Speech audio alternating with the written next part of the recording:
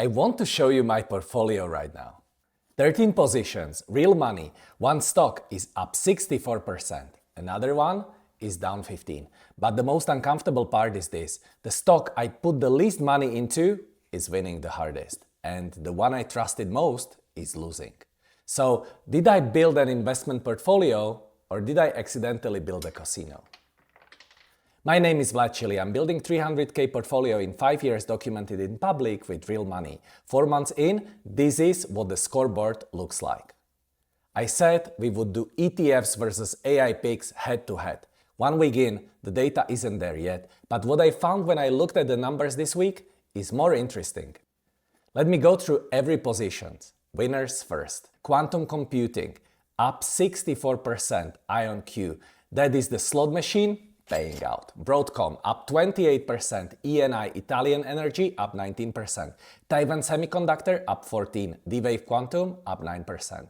So, round 2, the small moves. UMAC, Unusual Machines, AI Experiment Pick, 1 week old, up 3%, way too early to call. Link to that video below if you want the backstory. Microsoft, down 2.7%. MP Materials, down 4%. Not a disaster, but red. Round 3, real losses. Pacific Biosciences, down 12.5%. Nanonuclear, down 15%.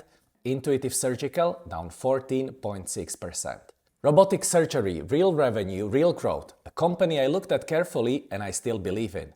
When I blended all 11 picks together, roughly 3.8k invested. Net gain around 172, about 4.5%. It's not bad.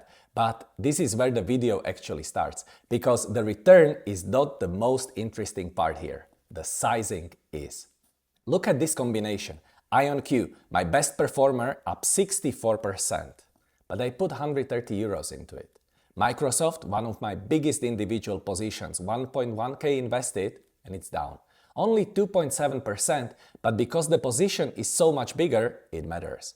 I want to be honest about why those numbers are that way around. When I bought Microsoft, I remember thinking, you can't really go wrong with Microsoft. It had just dropped. Felt like a safe entry. Felt obvious, so I sized it large. IonQ felt risky on the other hand. Quantum computing, early stage, huge uncertainty, so I sized it small.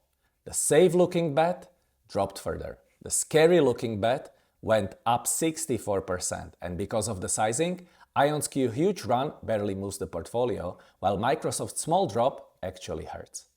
And I'm not saying IonQ should have been massive. A risky stock probably should stay small. That's not the lesson. The lesson is this: I didn't have a sizing system. I had feelings. Microsoft felt safe, so I got it big. IonQ felt scary, so it stayed tiny.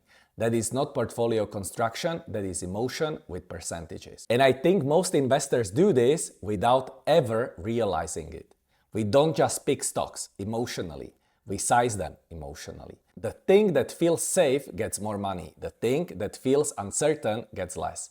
And if there is no system behind it, no rule, no maximum position size, no clear reason why one stock gets 1.1k and another 100, the portfolio starts feeling like a casino. Not because investing is gambling, but because the rules are being made by fear and comfort. Now, let me show you the boring part. Vanguard S&P 500 ETF, 4.4k invested, up 6.3%. Vanguard All World ETF, 3.1k invested, up 7.5%. Together, up about 500 on 7.5k invested, roughly 6.8% gain. The two most boring positions in this portfolio are beating the blended average of all 11 picks, with less stress, 0 decisions after initial buy, no earning calls, no emotional sizing. But here is what I hadn't thought about before. The ETF doesn't have my sizing problem. It doesn't give Microsoft more money because it feels safe. It doesn't give IonQ less because it feels scary. It follows a simple rule, with no mood, no hesitation. The ETF isn't winning because it's boring. It's winning because it doesn't make my emotional sizing mistake. And maybe that's the whole argument here. There is one more thing I need to show you. 3.7k of this portfolio is sitting in cash. Almost 24% doing nothing. Psychologically, cash feels safe. It feels like patience, like optionality. I missed the March market dip, told myself I would wait for the next opportunity. April came and I still didn't deploy it.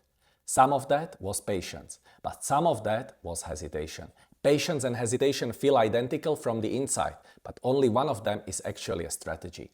The casino didn't beat me. The empty seat did.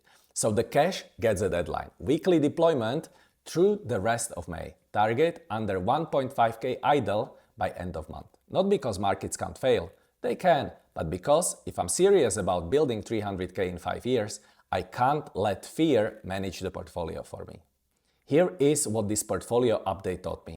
13 positions, some winners, some losers. But the most expensive mistake wasn't the bad stock pick. It was not having a clear sizing system. The safe-looking stock got big. The scary-looking stock stayed tiny. The ETFs didn't care about any of that. They just followed the rules. And the cash? The cash was the empty seat at the table. Going forward, the individual stocks stay sized small. The ETFs remain the core. The cash gets deployed on schedule, not on a feeling. That is the whole point of this channel. Testing this plan with me and in public. Real numbers, real decisions, not pretending I have it all figured out, but showing what works, what fails, and what I change along the way. If you want to follow the journey, subscribe, because this is not theory. This is the scoreboard.